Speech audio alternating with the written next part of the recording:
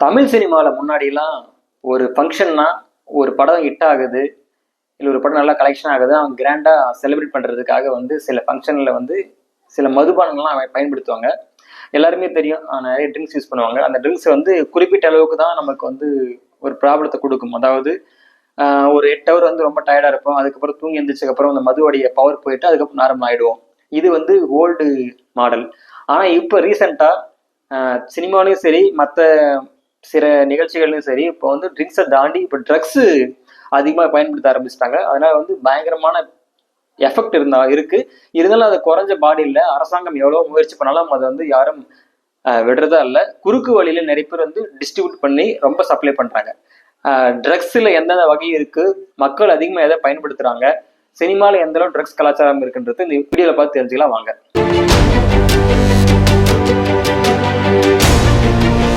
ரீசெண்டாக எல்லாரும் நம்ம நிறைய வீடியோஸ் பார்த்துருப்போம் இன்டர்நெட்ல. நம்ம ஒரு பிளேபேக் சிங்கர் வந்து நிறைய இன்டர்வியூ கொடுத்துருந்தாங்க நிறைய வலைதளத்துல.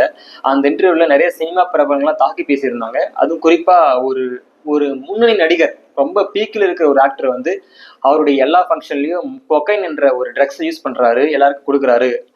அது சொல்லி ரொம்ப வைரல் ஆக்கினாங்க. ஏன் ட்ரக்ஸ் அதிகமா இருந்தது, ஏன் ட்ரிங்க்ஸ்ல இருந்து ட்ரக்ஸ் அதிகமாக பயன்படுத்துறாங்க, அதுக்கு என்ன காரணம் தெரிஞ்சுக்கலாம் வாங்க.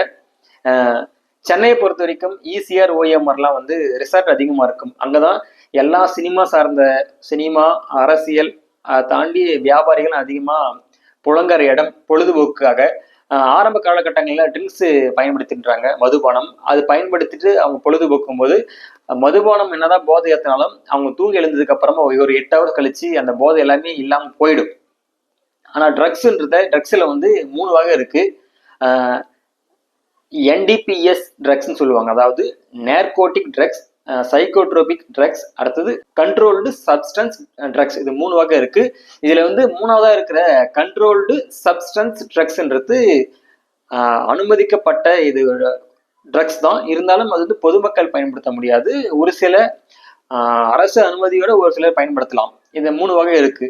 இந்த 3 வகையில நேர்கோட்டிக் ட்ரக்ஸ்னா, இந்த ட்ரக்ஸ் வந்து ஒரு போதைப் பொருள் தான், அதாவது தடை செய்யப்பட்ட ஒரு போதைப் பொருள் தான்.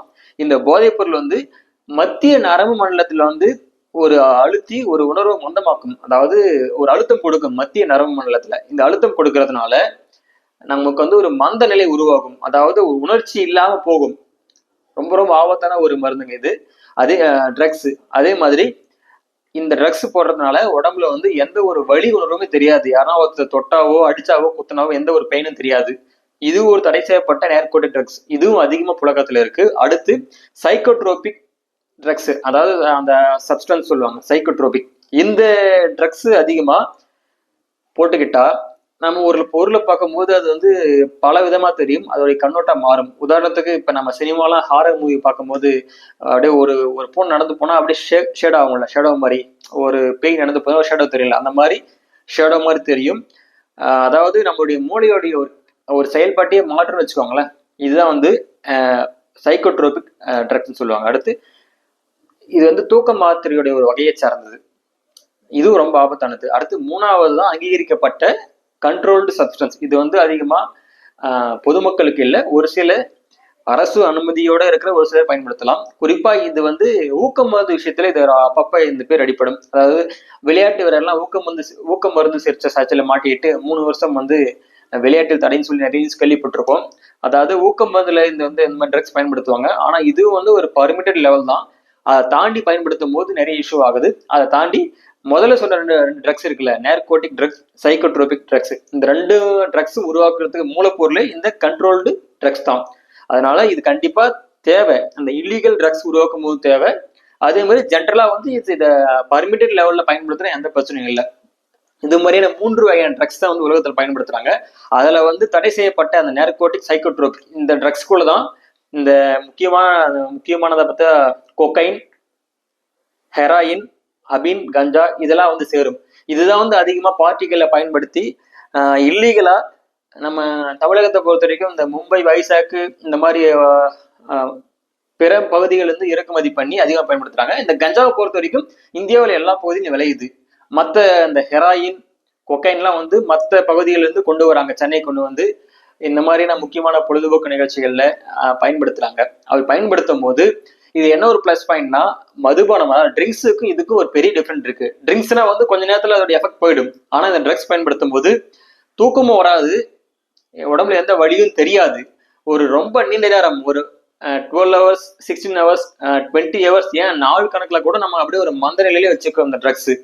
இந்த ட்ரக்ஸை வந்து பண்ணணும்னு சொல்லிட்டு உலக நாடுகள்லாம் ஒரு தீர்மானம் கொண்டு வராங்க. அதாவது ஐநா சபை மூலமா ஐநா உறுப்பு நாடுகள்லாம் சேர்ந்து ஒரு தீர்மானம் கொண்டு வராங்க. அதுல எந்த ஒரு நாட்டுடைய தனிப்பட்ட கருத்தும் எடுத்துக்காம எல்லா நாட்டுடைய கருத்தை எடுத்துக்கிட்டு ஒரு முடிவுக்கு வராங்க. அதாவது எப்படின்னா, ஒரு ட்ரக்ஸ், அதாவது கொக்கைன், உதாரணத்துக்கு கொக்கைன்ற ஒரு ட்ரக்ஸ் இந்தியாவில பயன்படுத்தக்கூடாதுன்னு தடை இருந்தா, அதே கொக்கைனை யூரோப் கண்ட்ரிஸ்லயும் பயன்படுத்தக்கூடாது, யூஎஸ்லயும் பயன்படுத்தக்கூடாது, ஆஸ்திரேலியா, ஏன் பாகிஸ்தான் கூட பயன்படுத்தக்கூடாது.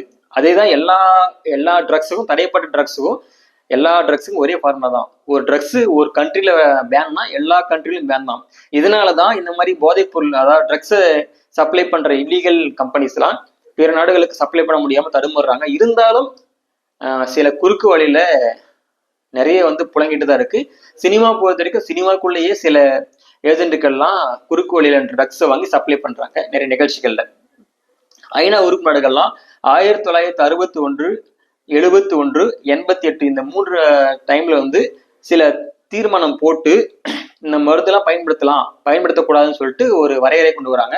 இந்தியாவை பொறுத்த வரைக்கும் பல ஆக்ட்ஸ், சட்டங்கள் இருந்தாலும் narcotic drugs and psychotropic substance act 1985 இந்த ஆக்ட் வந்து கொண்டு வந்து இந்த மருந்துகள்லாம் தடை செய்யப்பட்ட மருந்துகள், இதை பயன்படுத்தினா இந்த மாதிரியான தண்டனைகள்லாம் கிடைக்கும் சொல்லிட்டு ஒரு சட்டம் கொண்டு வராங்க.